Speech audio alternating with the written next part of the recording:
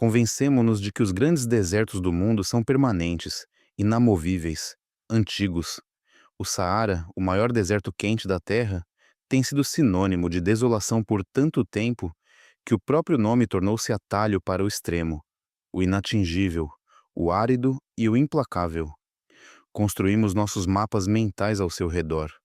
Tratamo-lo como um ponto fixo na geografia do nosso planeta. Mas em setembro do ano passado, algo aconteceu que destruiu completamente essa suposição. Imagens de satélite começaram a chegar às agências meteorológicas mostrando uma paisagem que simplesmente não deveria existir. Lagos reluzindo sob o sol saariano, rios correndo onde nenhum rio correu na memória viva, dunas de areia semissubmersas na água, crianças nadando em lugares onde seus avós nunca tinham visto sequer uma poça.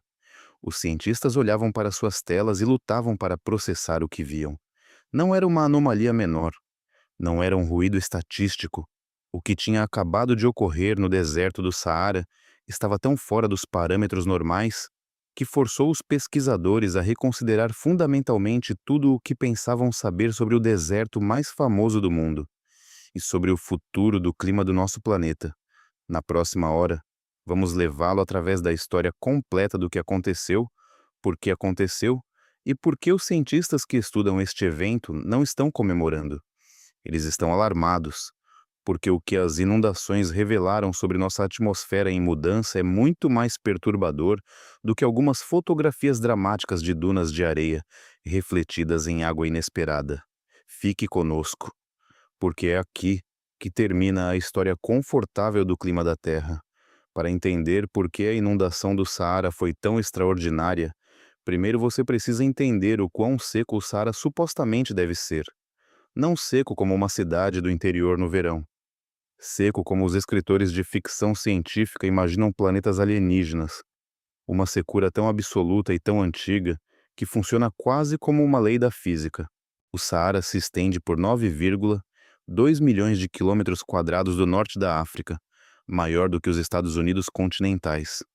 Em suas regiões centrais, a precipitação média anual fica abaixo de 25 milímetros.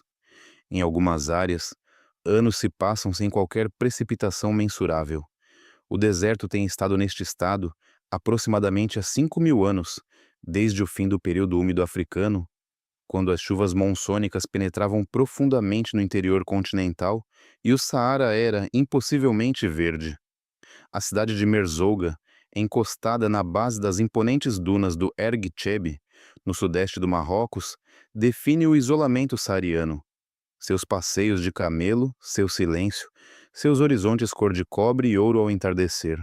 As texturas de um lugar que existe em difícil trégua com aridez há milênios. Em um setembro típico, Merzouga recebe menos de 8 milímetros de chuva durante todo o mês. Em setembro do ano passado, recebeu quase 3 vezes essa quantidade em menos de 48 horas. Essa frase não parece suficientemente dramática no papel. Leia novamente. Quase 3 vezes a precipitação de um mês inteiro em 2 dias. As ruas não inundaram. O deserto inundou. Os leitos dos uades, canais fluviais antigos que estavam secos há décadas, de repente rugiam com água marrom precipitando-se. As próprias dunas, os grandes monumentos alaranjados do Erg Chebi, foram lambidas em suas bases por lagos em expansão. As imagens de drones capturaram cenas tão surreais que pareciam manipulações digitais. Reflexos perfeitos de dunas perfeitas em água, perfeitamente quieta, se estendendo até o horizonte. A tempestade perfeita. Essa é a expressão que os meteorologistas usaram quando começaram a tentar explicar o que havia acontecido. Mas a expressão subestima a estranheza do evento, porque o que atingiu o Saara não era simplesmente uma tempestade poderosa. Era uma tempestade que não tinha nenhum direito de estar onde estava. Tudo começou, como ocorre com tantos eventos meteorológicos catastróficos, bem no largo do Oceano Atlântico. Um sistema de baixa pressão se desenvolveu e começou a se deslocar para o sul, muito mais ao sul do que esses sistemas normalmente viajam. Ao se mover, fez algo que os cientistas atmosféricos descrevem como altamente incomum. Atraiu umidade não apenas do Atlântico, mas também da África Equatorial. criou o que os meteorologistas chamam de rio atmosférico, uma coluna concentrada de umidade tropical extraída de florestas tropicais a milhares de quilômetros de distância e canalizada diretamente para o coração do deserto mais seco do mundo. Então colidiu com as montanhas do Atlas. A cordilheira do Atlas, que se estende pelo Marrocos e pela Argélia, atua como barreira natural e amplificador natural. Quando o ar carregado de umidade colide com uma parede montanhosa, não tem para onde ir a não ser para cima. Ao subir, esfria. Ao esfriar, condensa. E neste caso, condensou com uma ferocidade que fez os meteorologistas verificarem seus instrumentos duas vezes. Em alguns pluviômetros perto dos contrafortes do Atlas, toda a precipitação de um ano inteiro caiu em 24 horas, não nas próprias montanhas, no deserto abaixo. A água não tinha para onde ir. O solo saariano cozido e compactado, endurecido por séculos de calor e ausência de umidade, não consegue absorver precipitações nessa taxa. Simplesmente não consegue. A água se acumulou, depois escorreu em lençóis, depois correu, cortando novos canais através da areia antiga, enchendo leitos de lagos secos que estavam vazios desde os tempos das avós vivas. O lago Iriqui, no Parque Nacional Sus Massa do Marrocos, estava seco há mais de 50 anos. Horas após a tempestade, as imagens de satélite o mostravam como uma ampla e reluzente lâmina de água. Renascido. Os cientistas da NASA assistiam às transmissões de satélite com algo próximo da incredulidade. A escala da transformação Juraci era, nas palavras de um pesquisador, diferente de qualquer coisa observada no registro moderno. Mas é aqui que a história se complica e escurece. Para as pessoas que viviam no caminho desta água, a inundação não foi um espetáculo, foi um desastre. O Marrocos sofreu a pior parte da destruição. Mais de 18 pessoas perderam a vida. Estradas foram destruídas, pontes colapsaram, o fornecimento de eletricidade falhou em regiões inteiras. Na aldeia de Tafraout, os moradores descreveram paredes de água marrom movendo-se pelas ruas, com um estrondo que podiam sentir no peito antes de conseguir ouvi-lo com os ouvidos. O que tornava isso especialmente cruel era o contexto. Grandes partes do sudeste do Marrocos estavam se recuperando, a custo de um terremoto devastador no ano anterior. A infraestrutura já estava fraturada, as comunidades já estavam tensionadas. As inundações adicionaram uma segunda catástrofe sobre uma recuperação incompleta da primeira. Algumas aldeias permaneceram isoladas por dias. O acesso à água potável foi interrompido por semanas. Para os agricultores da região, o quadro era sombriamente contraditório. A agricultura na zona pré-saariana é construída em torno da gestão da escassez, cada gota conservada, encaminhada através de sistemas de irrigação ancestrais, chamados quetaras. A chegada repentina de água em quantidades para as quais esses sistemas nunca foram projetados destruiu tanto quanto teoricamente poderia ter nutrido. As colheitas foram arrancadas do solo. A cuidadosa infraestrutura da agricultura adaptada à seca foi varrida em horas. E, no entanto, e esta é a parte que causa inquietação, alguns agricultores olhavam para a água enchendo seus antigos leitos de uade e pensavam algo completamente diferente. Pensavam: e se isso voltar? E se a água ficar? E se o deserto estiver mudando de maneiras que ainda não entendemos? E isso não for um desastre, mas um sinal? A resposta ecológica foi imediata e, à sua maneira, extraordinária. O Saara não está morto. Isso é algo que a maioria das pessoas não aprecia completamente. Sob a areia, nas sementes dormentes de plantas que não germinaram em anos, nos ovos secos de crustáceos, nos leitos de lagos antigos, nos esporos de fungos e bactérias comprimidos no solo do deserto. A vida espera, sempre esperou. O deserto sabe como ser paciente de maneiras que desafiam a compreensão humana. Em poucos dias após as inundações, a paisagem começou a mudar de cor. O verde apareceu onde havia apenas ocre e ferrugem. Sementes que tinham permanecido dormentes por anos, em alguns casos por décadas, abriram-se e enviaram brotos. Gramíneas e plantas floridas emergiram da areia, cobrindo manchas de dunas, com um breve e improvável tapete de vegetação. Ecólogos, que sobrevoaram as áreas afetadas, descreveram o espetáculo como avassalador. Um pesquisador, falando com uma publicação científica francesa, disse que parecia como se o deserto estivesse ofegando em busca de vida. Os padrões de migração das aves mudaram. Espécies que normalmente se dirigem para o norte contornando o Saara fizeram desvios inesperados, seguindo a água, pousando nos novos lagos. Flamingos foram fotografados no Lago Iriqui. Aves aquáticas que não têm nada a fazer em um deserto ficaram nas bordas de corpos d'água que não existiam uma semana antes, alimentando-se da súbita abundância de invertebrados que haviam eclodido de ovos dormentes no leito do lago seco. Microbiologistas apressaram-se a coletar amostras de solo. O que encontraram confirmou algo há muito suspeito, mas raramente observado diretamente. O solo do deserto contém um bioma oculto de extraordinária complexidade. Micro-organismos dormentes, alguns deles potencialmente com milhares de anos, reativaram-se ao contato com a água. Comunidades de bactérias, fungos e organismos microscópicos começaram a ciclar nutrientes através de um solo que havia sido quimicamente inerte por anos. O deserto não estava apenas molhando, estava acordando. Mas por quanto tempo? Essa é a pergunta que assombra todo ecólogo que testemunhou a transformação. Para entender o que essas inundações significam para o futuro, precisamos falar de números. E os números, quando você os examina cuidadosamente, são a parte mais alarmante de toda a história. O Saara experimentou mais de 38 mil eventos de precipitação intensa nas últimas 2 décadas. Leia novamente. 38 mil. Isso não é um estado estacionário. É uma tendência. Aproximadamente 30% desses eventos ocorreram durante os meses de verão, historicamente, o período mais seco para a região. Os dados, compilados de estações meteorológicas e observações por satélite em todo o deserto, mostram um padrão claro e acelerado de crescente variabilidade de precipitações.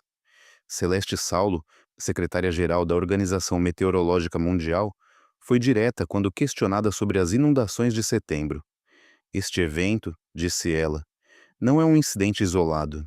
É parte de um padrão global mais amplo de instabilidade atmosférica impulsionado pelo aumento de temperaturas. À medida que o planeta aquece, a atmosfera retém mais umidade. Essa umidade não se distribui uniformemente. Ela se concentra, move-se em rios. E quando cai, cai com uma intensidade que a infraestrutura, a agricultura e os ecossistemas construídos em torno de padrões históricos de precipitação simplesmente não conseguem absorver. O envolvimento de um ciclone extratropical no evento de setembro é particularmente significativo. Esses são sistemas de tempestade que se formam tradicionalmente nas latitudes médias e altas, as zonas temperadas da Europa e do Atlântico Norte. O fato de este ter se deslocado tão para o sul, penetrando tão profundamente em regiões tropicais e subtropicais, é exatamente o tipo de comportamento anômalo que os modelos climáticos têm previsto para uma atmosfera em aquecimento, mas que muitos cientistas esperavam que permanecesse teórico por mais tempo. Não permaneceu teórico. Chegou e deixou lagos no Saara. Eis o que torna isso genuinamente perturbador, não apenas cientificamente interessante. O Saara nem sempre foi um deserto. Este é um daqueles fatos amplamente conhecidos, mas raramente completamente absorvidos. Aproximadamente 11 mil anos atrás, no final da última era do gelo, a mecânica orbital da Terra se deslocou ligeiramente. O ângulo de inclinação do planeta mudou por uma fração, e as chuvas monsônicas que hoje terminam na margem saariana penetraram profundamente no interior continental. O resultado foi algo que os geólogos chamam de período úmido africano, ou mais evocativamente, o Saara Verde. Durante o Saara Verde, a paisagem que hoje é o maior deserto quente do mundo era coberta de pastagens e arbustos. Continha grandes lagos permanentes, rios fluíam o ano todo. Hipopótamos nadavam em corpos d'água no que hoje é o Saara Central. Os assentamentos humanos prosperavam. A arte rupestre encontrada em todo o interior do deserto, pinturas de gado, de pessoas nadando, de crocodilos e girafas. É o registro de um mundo que desapareceu com surpreendente velocidade quando a mecânica orbital retrocedeu e as monções recuaram, há cerca de 5.500 anos. A transição de verde para morto não foi gradual. A evidência dos sedimentos dos lagos mostra que aconteceu em impulsos, rapidamente, deixando comunidades encalhadas em uma paisagem que secava mais rápido do que conseguiam migrar. E agora, os cientistas estão fazendo uma pergunta que parecia quase impensável há uma década. Estamos testemunhando os estágios iniciais de uma reversão? O Saara poderia estar verdejando novamente, não porque a mecânica orbital mudou, mas porque a mudança climática induzida pelo ser humano está alterando a dinâmica das monções de maneiras que podem, paradoxalmente, empurrar a umidade de volta para o deserto. A resposta, exasperadoramente, é: possivelmente. Alguns modelos climáticos sugerem que o aquecimento contínuo poderia empurrar o limite da monção da África Ocidental para o norte. Outros sugerem o oposto, que o aquecimento intensificaria a aridez. A resposta honesta é que não sabemos qual cenário prevalecerá, e as inundações de setembro não resolvem a ambiguidade, aprofundam-na. Considere o que estamos realmente dizendo aqui. Estamos dizendo que uma das características geográficas mais estáveis, mais antigas e mais previsíveis da Terra está agora sujeita à mesma variabilidade meteorológica extrema que associamos a sistemas monsônicos, a costas tropicais, a regiões que sempre existiram à mercê de precipitações poderosas e imprevisíveis. O Saara, de todos os lugares, está se tornando imprevisível. Encontrar um mar no Saara é, em termos geológicos, o equivalente a encontrar um urso polar nos trópicos. Não impossível, mas profundamente, fundamentalmente errado. Um sinal de que algo no sistema operacional do planeta mudou. A comunidade de pesquisa trabalha agora para extrair cada possível insight do evento de setembro. Hidrólogos estudam como a água se moveu pelo deserto, onde se infiltrou, o que revela sobre os sistemas de aquíferos subterrâneos que podem ter sido recarregados pela primeira vez em décadas. Ecólogos monitoram a vegetação que emergiu, rastreando quanto tempo persiste, e os climatologistas estão atualizando seus modelos com um conjunto de dados que não existia anteriormente. Um registro de como um ciclone extratropical se comporta quando penetra tão profundamente no Saara e como a atmosfera responde. Cada instrumento em funcionamento durante aquelas 48 horas capturou algo sem precedentes. A ciência do que aconteceu será escrita e reescrita por anos. Mas vamos nos afastar dos dados por um momento e refletir sobre o que isso significa em escala humana. As comunidades da zona pré-saariana construíram todo o seu modo de vida em torno da compreensão desta paisagem. O momento das chuvas sazonais, as rotas dos leitos de rios secos. Sua arquitetura está adaptada para manter o calor fora, não para canalizar as águas das inundações longe das fundações. Seus sistemas agrícolas são projetados em torno da escassez, não da abundância. O que acontece quando as suposições fundamentais de seu ambiente são perturbadas? Não uma vez, mas repetidamente imprevisível. Quando o deserto inunda num ano e depois retorna à seca castigante no seguinte. Quando a água chega como arma, rápida demais, forte demais, na estação errada, destruindo a própria infraestrutura construída para captá-la. Este é o desafio prático central da adaptação climática no século XXI, para comunidades que não tinham razão para antecipar que o deserto pararia de se comportar como um deserto. Eis o que a ciência nos diz que provavelmente acontecerá a seguir, não em milhões de anos, não no tempo geológico, em décadas. As projeções climáticas para a região saariana mostram crescente divergência entre os modelos, o que por si só é um aviso, porque divergência significa incerteza, e incerteza, no contexto de tempo extremo, significa que o planejamento torna-se quase impossível. Alguns cenários projetam eventos de precipitação intensa, mais frequentes no Saara Setentrional. Outros projetam secas mais longas e severas entre os eventos, um ciclo destrutivo ao qual a agricultura e a infraestrutura não conseguem se adaptar, com o que praticamente todos os modelos concordam. O Saara do futuro não se parecerá com o Saara do passado. Se avança em direção a um novo período verde, a aridez extrema ou a uma violenta oscilação entre os dois depende da rapidez com que o mundo age. E a janela para influenciar esse resultado se estreita a cada década de inação. De pé na borda do recém-formado Lago Iriqui, observando flamingos vadeando a águas em um lugar que era terra seca e rachada de apenas algumas semanas, é quase impossível não sentir o peso do que você está testemunhando. Este é o planeta em transição. É assim que um sistema climático sob estresse parece por dentro. Não como um gráfico, não como uma projeção, como água real, em areia real, refletindo um céu real que decidiu, por razões enraizadas na física e na química e no peso acumulado de 2 séculos de civilização industrial, fazer algo que não fazia na memória viva. O Saara não está quebrado, está respondendo. O deserto não está falhando, está mudando como mudou antes. Como a arte rupestre em seu interior prova que mudou antes de forma dramática e completa. A pergunta não é se o deserto pode sobreviver a esta transição. Sobreviveu à última? A pergunta é se as civilizações humanas construídas em torno da suposta permanência do deserto podem sobreviver à velocidade e à imprevisibilidade da mudança que está em andamento agora. Vivemos em um planeta que está reescrevendo sua própria geografia. Os mapas que herdamos, as suposições climáticas incorporadas à nossa infraestrutura, agricultura e planejamento urbano, estão se tornando não confiáveis em tempo real.